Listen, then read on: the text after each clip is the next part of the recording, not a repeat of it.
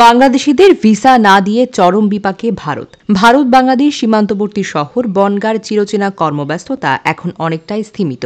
৪ মাস আগে বাংলাদেশে ছাত্র জনতার আন্দোলন এবং শেখ হাসিনার ভারতে আশ্রয় নেওয়ার পর থেকেই এই শহরের অর্থনীতির চাকা শিথিল হয়ে পড়তে থাকে। সাম্প্রতিক সময়ে ভারত বাংলাদেশিদের জন্য ভিসা নীতিতে কড়াকড়ি আরোপ করায় পরিস্থিতি আরও নাজুক হয়ে পড়েছে। টাইমস অফ ইন্ডিয়ার প্রতিবেদনে এমন চিত্র তুলে ধরা হয়েছে। প্রতিবেদনে বলা হয়, সাধারণত বাংলাদেশি ক্রেতাদের ভিড়ে জমজমাট বনগাঁর বাজার এবং হোটেলগুলো এখন কার্যত ফাঁকা। সীমান্তের ওপার থেকে ক্রেতা আসা প্রায় বন্ধ হয়ে যাওয়ায় ব্যবসায়ীরা চরম অনিশ্চয়তায় পড়েছেন।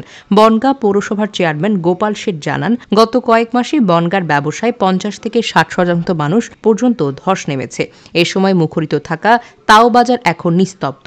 বাংলাদেশি ক্রেতাদের সবচেয়ে বেশি ভিড় দেখা যেত মতিগঞ্জ এবং তাও বাজারে। এই বাজার দুটি মূলত এখন প্রায় জনশূন্য। এর সঙ্গে সংকটে পড়েছে হোটেল খাত। গত ৭ থেকে ৮ দশকে বাংলাদেশের পর্যটক এবং চিকিৎসা সেবা প্রার্থী এবং ব্যবসায়ীদের আগমনে এখানকার হোটেল খাত ব্যাপক সমৃদ্ধি হয়েছিল। কিন্তু এখন গেস্ট হাউস এবং হোটেলগুলো অনেকটাই ভুতুড়ে হয়ে পড়েছে। স্থানীয়রা বলেছেন, কোভিডের বছরগুলো বাদ দিলে এমন অবস্থা আগে কখনো হয়নি। বাংলাদেশি পর্যটকদের অভাবে হোটেল কর্মী, অটো এবং টোটো চালক, রিকশা চালক এবং কুলিদের আয়ের উৎস প্রায় বন্ধ। কিছু বাংলাদেশি পর্যটক এখনও আসছেন, তবে তারা ভবিষ্যৎ নিয়ে অনিশ্চিত। বনগাঁর ফাঁকা রাস্তাগুলো এবং জনমানবহীন বাজার এই শহরের অর্থনীতির অচলাবস্থার স্পষ্ট প্রমাণ। সীমান্তে উত্তেজনা এবং রাজনৈতিক অস্থিরতা অব্যাহত থাকলে এই সংকটটি আরও দীর্ঘায়িত হতে পারে।